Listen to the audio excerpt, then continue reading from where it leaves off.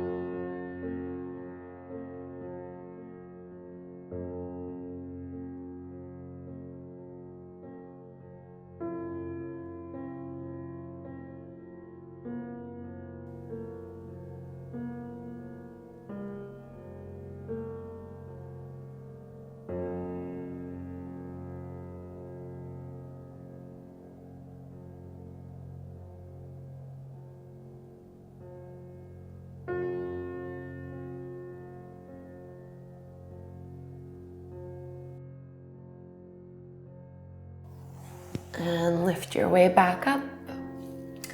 So you're welcome to take your Sphinx pose once more.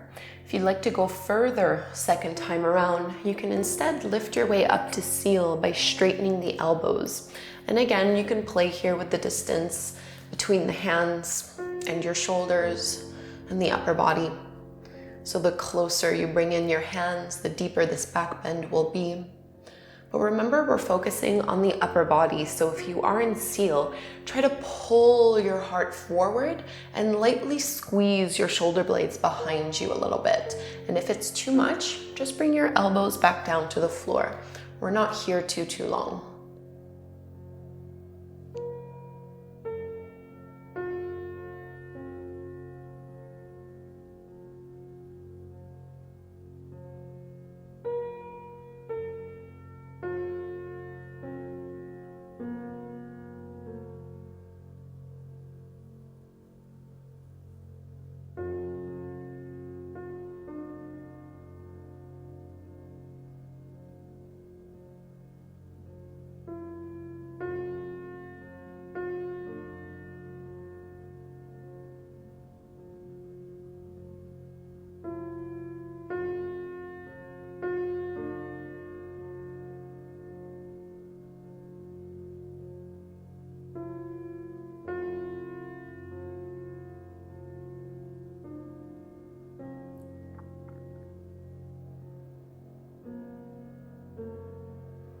Bend your elbows if you were in seal. Slide your hands underneath the shoulders and press back up onto hands and knees. We'll make our way into a puppy pose stretch. So keeping your shoulders over the top of your knees, you can walk your hands forward, melting your heart and the forehead either until it touches the mat, or you can always place it on a block. Option 1 is to keep your arms extended out in front of you like this, or another option you can try is to press your hands together, bend the elbows, and bring your thumbs towards the back of your neck. And you should feel this more into the triceps. So we're trying to melt the heart down to the mat. This is also called melting heart pose for exactly that reason. Breathe into your upper back and let gravity do the work for you with minimal effort on your part.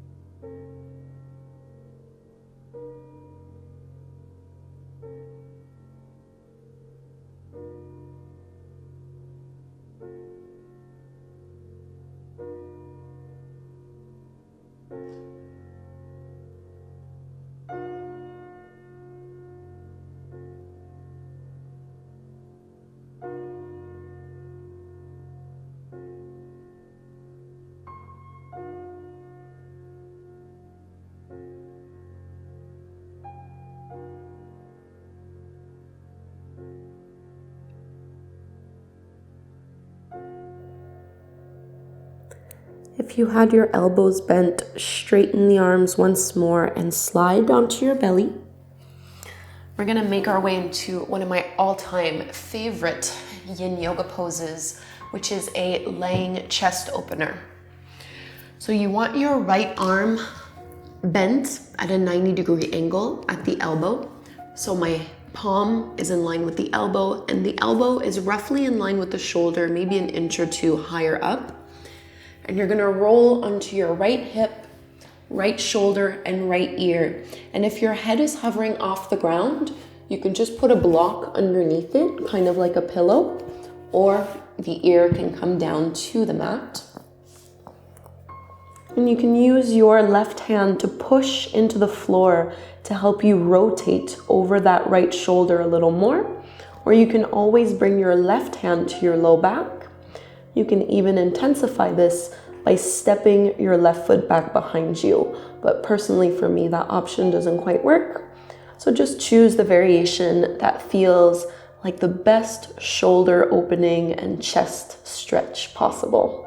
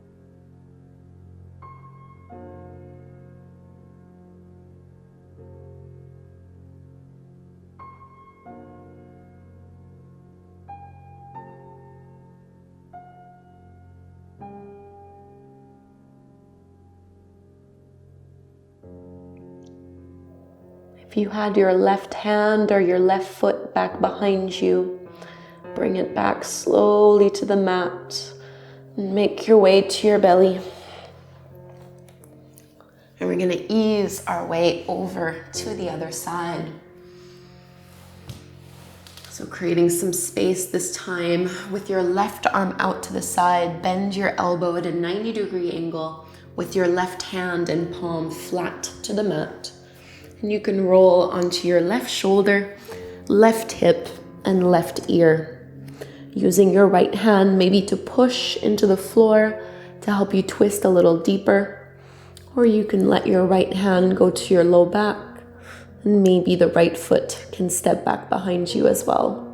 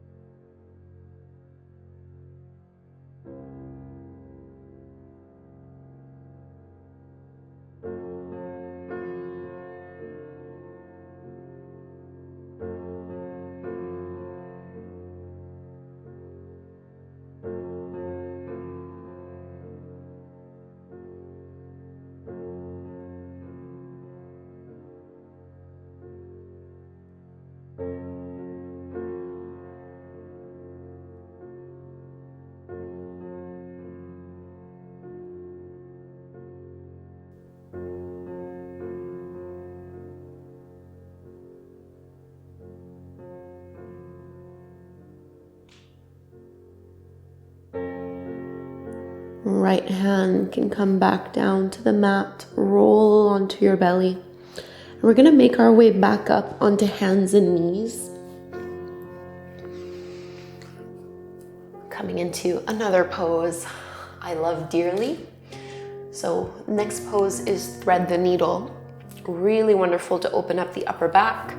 I don't think a single day goes by without me doing this one.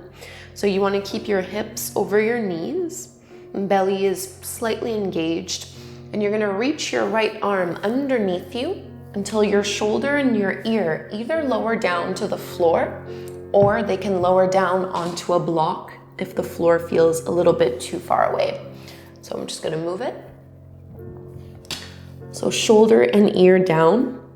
And you can use your left hand to push into the floor, again, to help you twist a little deeper. Or usually what I like to do is extend the left arm up overhead and push into the left fingertips. Sometimes our hips sway to the left when we do this. Try to move them back over the tops of your knees.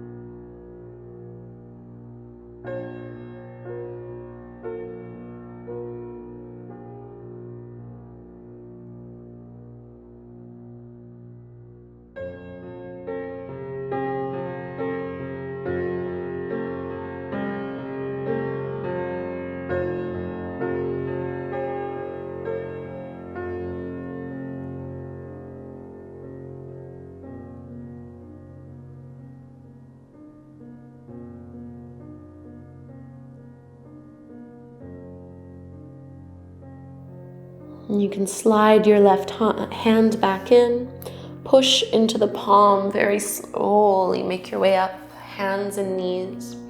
And before we go to the other side, it might feel good to round the spine or take a few cat and cows. Just slow, intuitive movements. Noticing the difference. And when you're ready, we'll ease over to the other side. So this time, left arm threads underneath you until shoulder and ear can drop down to the mat. Keep your hips over your knees and maybe reach your right arm up overhead, pushing into the fingertips. So the further you get your left arm underneath you, the deeper the stretch will be between the shoulder blades and through the upper back. Try to relax your neck and jaw as much as possible here.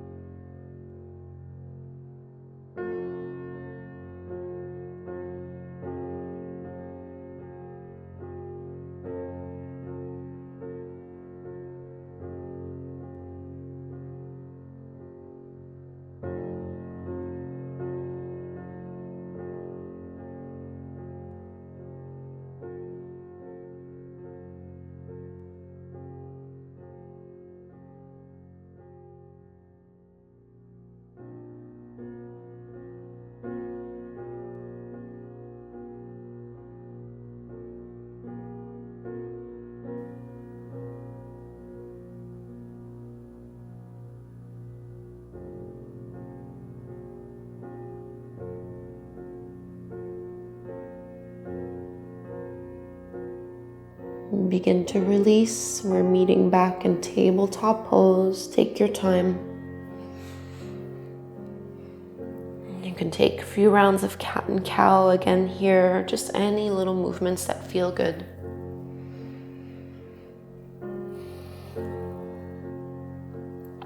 So we have one final pose before making our way to Shavasana. We'll come into supported fish, so please grab both of your blocks. You can bring your legs out in front of you. So the first block should go underneath the upper back, in between your shoulder blades. And the second block goes underneath the back of the head, just so you don't strain your neck. So as you ease your way on your first block, you can play with the height of it. I like to keep it on its second level and try to get it right between the shoulder blades. And then the other one to support the back of the head. And you could choose to keep your legs stretched out in front of you if you prefer, or I really like to just take a butterfly shape, a little hip opener. Soles of the feet come together to touch, knees fall apart. And because this is an upper body Yin Yoga class, an easy variation of this is to keep your hands by your sides with your palms turning up. To make it a little bit harder and a deeper sensation, you can extend your arms up overhead. But if it feels like tingling or numbing sensation, you know you've gone too far into this pose. So just see what feels best for you here.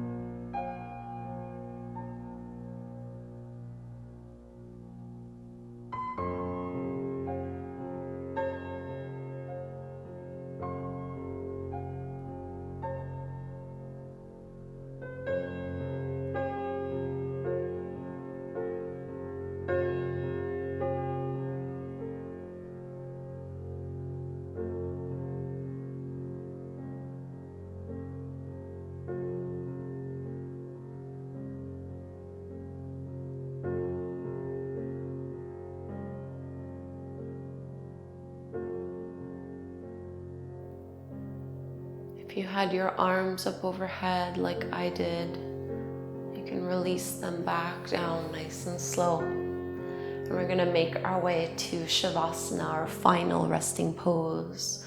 So you can tuck your chin to your chest, slide the first block out of the way, and move the other one as well before laying all the way down on your back. Getting your spine leveled to the mat. Take up some space with your arms and your legs.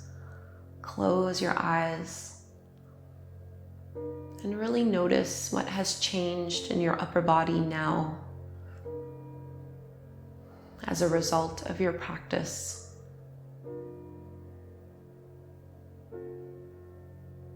And let yourself settle here for a few minutes as a way to really integrate the work that you've done.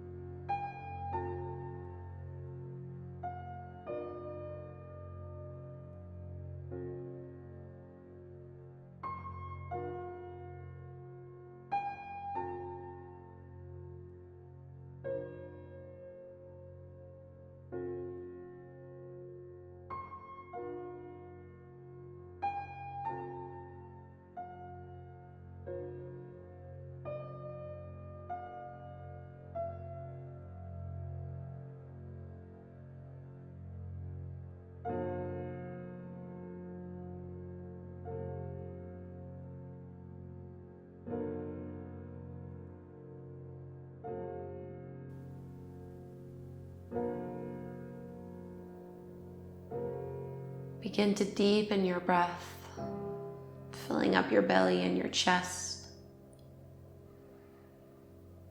Wiggling fingers and toes or turning your head side to side.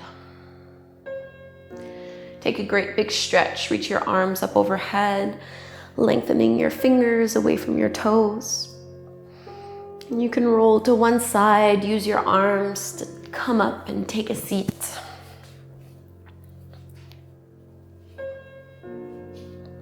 Sitting up nice and tall, close your eyes.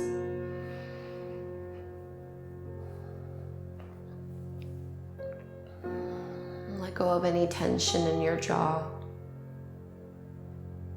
And bring your palms together at the front of your heart. Let's close our practice with the chant of Om one time. Inhaling to chant. Big breath in.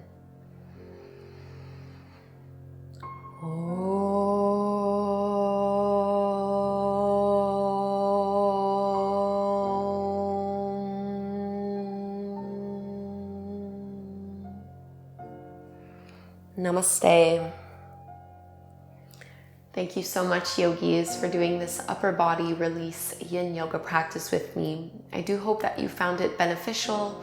I would love to hear from you. Please do leave me a comment down below. And if you are new to my channel, do subscribe. It's a simple way to support free yoga on the internet.